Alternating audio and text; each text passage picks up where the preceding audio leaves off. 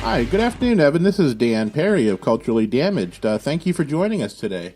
Thank you. Good to see you. What did you think when you saw you were going to be interviewed by Culturally Damaged today? It was, I guess, a tough pill to swallow in the beginning. Ouch. I'm sure most of that's directed at my co-host. Anyways, thank you again for joining us. Let's get started. I know you've been traded to the San Francisco Giants, but I was just wondering, the Rays had such a good start last season. What happened down the stretch? Just us playing terrible. I'd have to agree with you on that. That's probably one of the reasons why you got traded. Moving right along, September 28, 2011.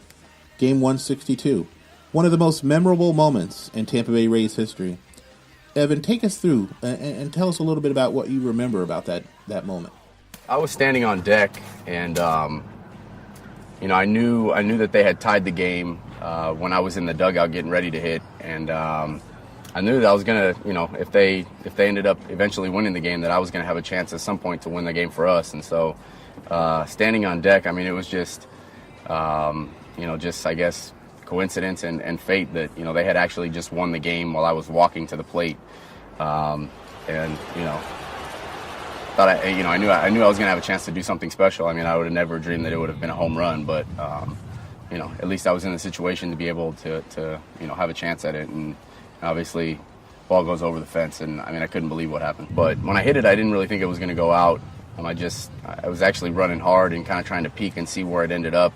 I was thinking, if the ball doesn't get out of the ballpark, I got to make sure I'm on second base. So, I see it duck over the fence, and it was just, pure rejoice after that. I remember that night very well. My friend Barbie and I lost our voices cheering from left field.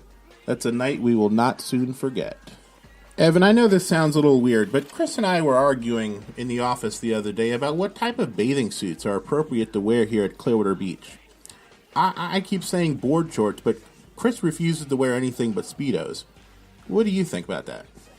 Probably 4 years ago now, and everybody was wearing Speedos, so I wear Speedos. So, just like our last guest, John Gruden, you refused to be interviewed by my co-host, Chris Parker.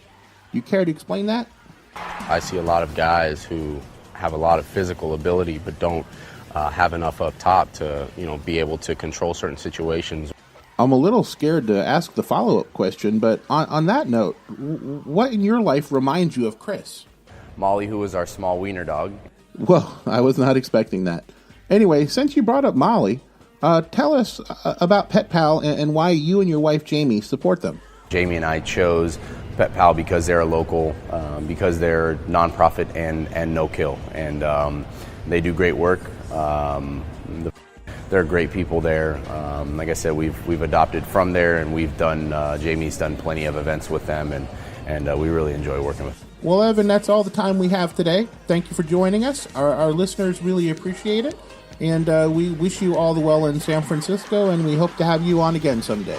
All right, man. Thanks for having me on.